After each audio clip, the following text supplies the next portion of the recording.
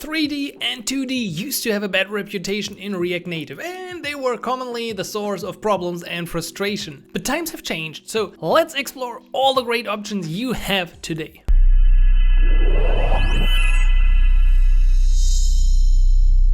If you plan to make a game with React Native, you most likely encountered problems in the past. Especially performance was a showstopper, and there was simply no great solution for rendering 3D models or creating powerful 2D animations beyond using Reanimated. But as I said, times have changed and new packages are available. Today I want to show you 3 different packages that will definitely enlighten your applications and make your life a lot better. So let's dive into them. The first improvement that you can use especially for 2D graphics is React Native Skia. So this is not something specifically for React Native. Skia is actually simply a graphics library, and it is used as the graphics engine for Google Chrome, Chrome OS, Android, the F Word, Mozilla, Firefox, and many other products. So not everything about Flutter and using Skia is of course bad, because as we've probably talked about this before, you can pretty much render every pixel on the screen and do animations and stuff between that. And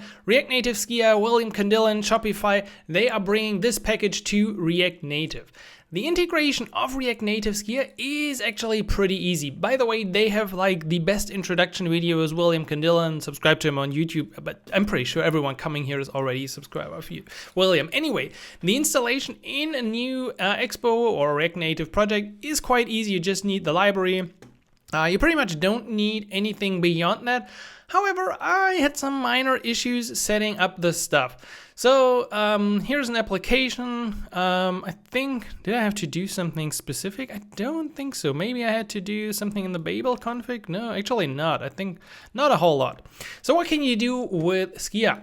With Skia, you have a canvas element available at your fingertips from Shopify React Native Skia. You can style that and you can do funny stuff in it. You can draw circles, you can do groups. So let's just check out a few examples. This is exactly the code you see on screen here. We got 3 circles here and they overlap each other in the center and render the right colors. Pretty smooth. But this is just really super basic stuff. On top of that, you can then combine this with, for example, gestures. So in the React community, there's always, or in the React Native community, a close overlap of libraries. So of course, we're using Reanimated and we're using the React Native gesture handler to make this possible. So you just have a gesture handler around your canvas and then you can work with the elements in the canvas. However, it doesn't stop here. Especially, I think the paragraph tag is pretty new and was released in like one of the latest Skia releases, where you can like style your own paragraph with different fonts and a lot of styling that you usually can't do with a text element. Or you could have animations playing like this. What do we have as well? We do have some path drawing. So this goes into a bit more advanced stuff that I'm only able to do because I found really great examples. And beyond that, we have the texture. Well, that wasn't too impressive, but the last one is probably the coolest demo that I found. So this breathe demo looks like this. This is of course a bit more code, but I think for what you see on the screen, this is still actually not a lot of code. We just got 95 lines of code for this epic animation. Just imagine you would use this somewhere in your application. I think you would really wow your users. And of course, we have great performance with Skia. So if you're interested in building 2D games or in general, anything with 2D, check out React Native Skia, an awesome library that's still getting better all the time. Second library I want to highlight is called React Native Filament, and it is created by the team of Magello, including Mark Rosavi. Kudos to the team, creators of MMKV and React Native Vision Camera and a bunch of other great packages. This one is pretty new, but it's still already made a big impact because this is a powerful 3D rendering engine for React Native, including the latest and greatest that you can use under the hood to create performant and powerful 3D animations in your app. And if we look at the code example, it looks actually pretty easy. So I was intrigued to give this a try. Actually, making it work was a bit harder. It took me a few steps. So In theory, we just need to install a package. We need the wortlets core. Then I had to update my, let's quickly check it out, my Babel config to include an additional line. And in my Metro config, I had to make sure that I include the GLB files. Okay, once I had this, I still had some TypeScript issues, so I had to add a declarations file for GLB, and then I also had to find GLB files online, which actually wasn't too easy. So I took them from the Magello demo code. But once you're at this point, it becomes really easy. So this is my basic scene, or this is the actual scene. I'm just importing a model that I have living in my assets folder. So this is the Buster drone GLB. Again, this is not my model, this is taken from the repository. And if we take a look, it just nicely renders this drone. So there's not a whole lot yet going on, but we do have some default light in the filament view, and we do have a camera, which is used to correctly project our model onto the screen. However, if you want to see an even powerful example, I copied over some code for this camera example. Basically, it's actually, as you see the code, it might look a bit challenging, but it's not too. Let me show you what you can do. So here is this cool head, but now watch this. I can zoom around, I can zoom into this 3D model, and it is just like, I love that stuff. I really love this. This opens up so many things you can do in applications, doing this in a performant way. And again, the code is not too hard. We do have a pen gesture, so we're observing the scale and both the pen gestures using the gesture handler. Once again, React Native community, big. We have a camera manipulator, which manipulates the position of the camera, and we're also using this in scale. And then we pass this simply to the camera. And again, we just have our model in here. We have some default light. We could still play around with that light if we wanted to. But I found Filament to be really, at this point, really a breeze and really easy to work with. I'm excited to see what they come up with in the future. It supports the old and especially also the new architecture. It's well documented. Yeah, I give it to them. The documentation is pretty good. I think it should have everything that you need. It even has a bit of physics that you can use, as you can see in this example. So React Native Filament is pretty young. It still has already almost 1,000 stars on GitHub. Give it another star, give it a like, and let me know if you want to see more about this. The third library I want to highlight is React Native WebGPU. Once again, William Candillon working on this. William presented this at the app.js, and just a couple of weeks ago, there was a video that now we have a technical preview for early adopters. And of course, everyone watching this channel is an early adopter. So go ahead in an application and install React Native WebGPU. What is WebGPU? Ask ChatGPT what it is, but React Native simply brings the WebGPU experience to React Native. You can imagine that with WebGPU and through using, I think Dawn, is it called, from Google, you can pretty much access your GPU, your graphical processing unit, from the browser, or in our case, from React Native. And that opens up a lot of possibilities to do super efficient and super performant rendering of elements. Was it easy to work with this? Well, maybe not. But I have a working example, so that's all that counts. And just took me a couple of hours. No, it wasn't that hard. It was just me being an idiot. So what we basically can do or need to do is install React Native WebGPU. And then in your pages, you have access to a use canvas effect hook. This is attached to a ref that you then pass to the canvas, which you also import from React Native WebGPU, and then you have some styling. And then you can do pretty much everything you want and run it on the GPU inside of that hook. So in most examples, you're going to see that they're grabbing the adapter, and then you get access to the device. You can also get the context to correctly set the canvas width and height. But this is not too interesting, and actually even the most basic example like this is not rendering anything yet if I would present this.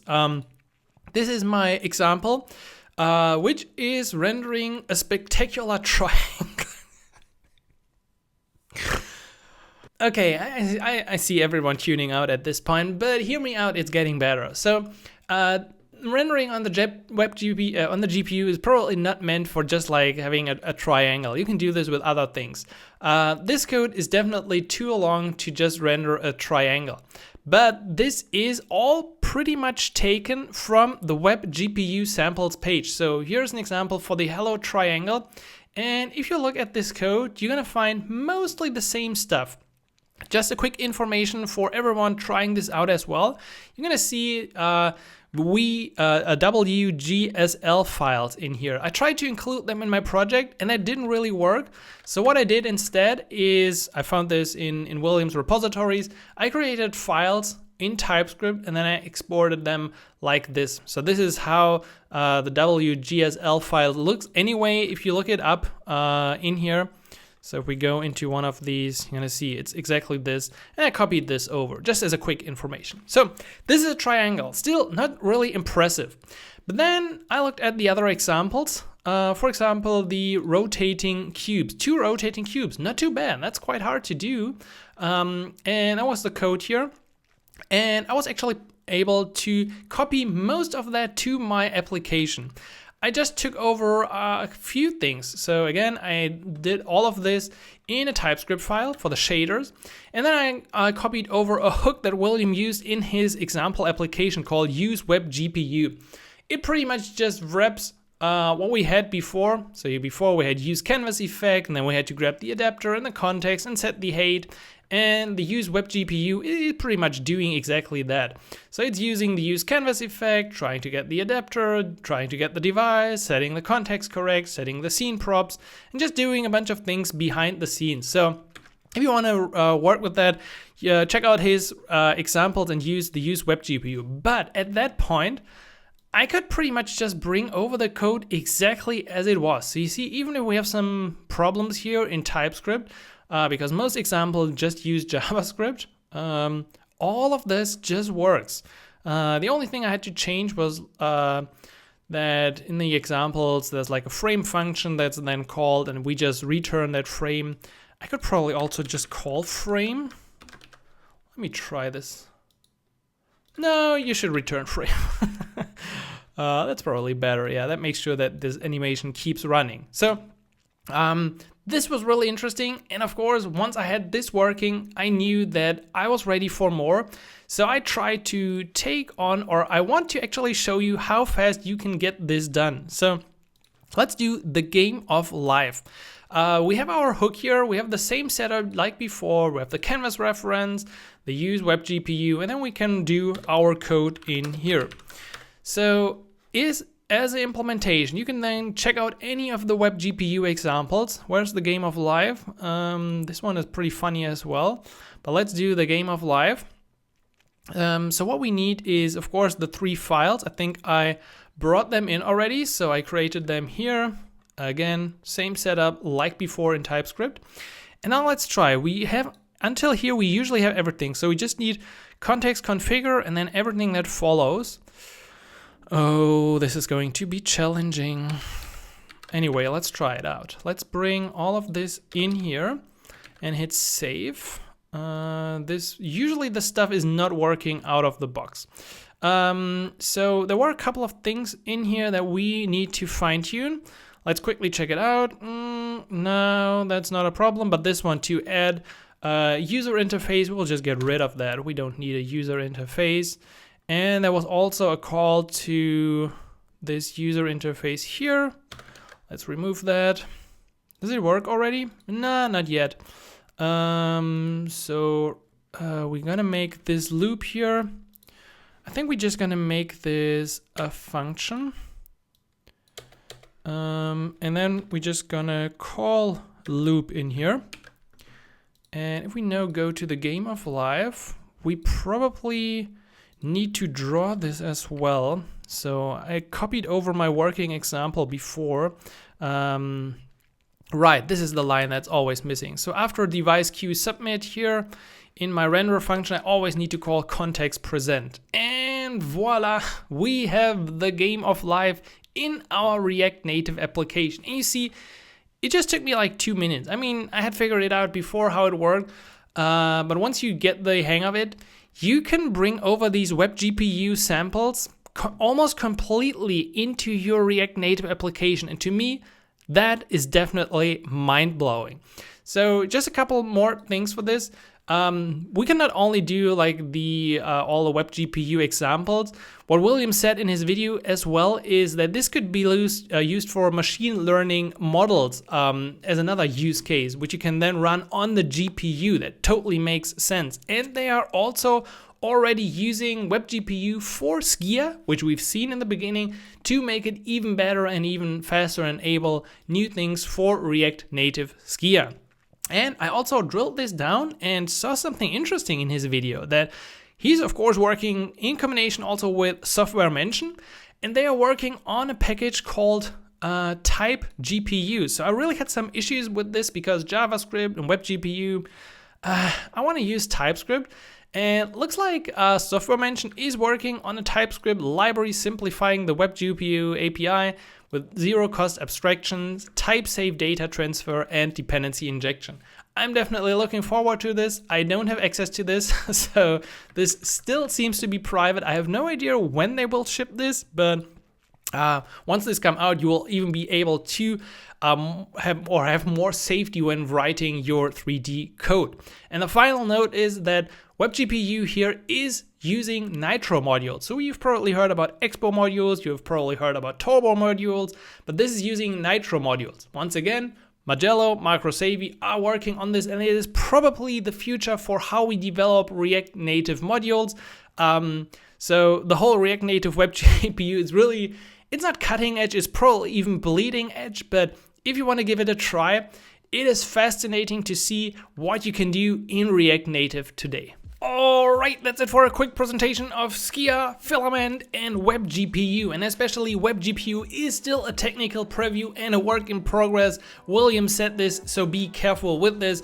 Also, Nitro modules are used under the hood and might be the new way to build native modules. I've already talked with MicroSavi and I work on a new video about Nitro. Let me know in the comments what you would like to see about it. To wrap it up, have you built any games with React Native and used these libraries? Let me know in the comments and I'll do a special dedicated app review on games using those engines. So if you want to see more cutting edge React Native stuff, check out the video about Expo DOM components that I recently did. I think you would like it too. So stay subscribed and I'll catch you in the next one. And until then, happy coding, Simon.